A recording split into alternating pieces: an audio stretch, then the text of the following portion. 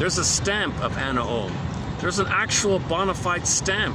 You go to the post office, you can get a stamp of the mother of psychoanalysis, the inventor of psychoanalysis.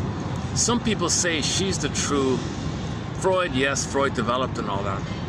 But she's sort of like the quote-unquote true. Some people say, if you want to, depends on how you want to argue him, she might be considered the mother of psychoanalysis. People joke, Freud's the father of psychoanalysis. It had no mother.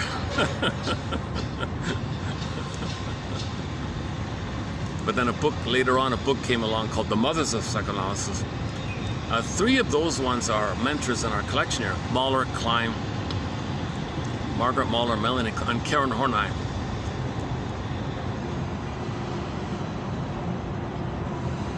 The other one they mentioned, the other 2 they mentioned, I don't see how that can be the case.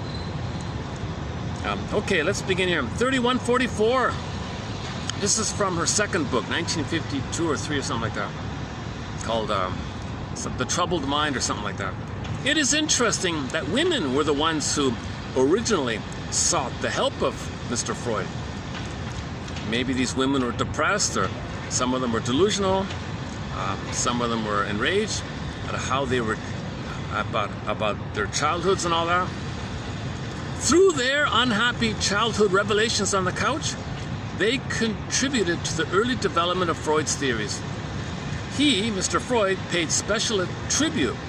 So Freud paid special tribute to Bertha Pappenheim, also known as Anna O, for leading him to psychoanalysis when she herself described the help that she received from Breuer, Freud's mentor, as the talking cure. That's her phrase. So she has 2 phrases, the talking cure and chimney sweeping. Okay, let's leave it there. So later in the book, somebody at a cocktail party said they went to a psychoanalysis, and somebody said, "Yeah, so what'd you learn, man? What'd you learn?" And he kind of stunned a little bit. Well, what is learned in analysis, if anything is, quote, learned, is the self.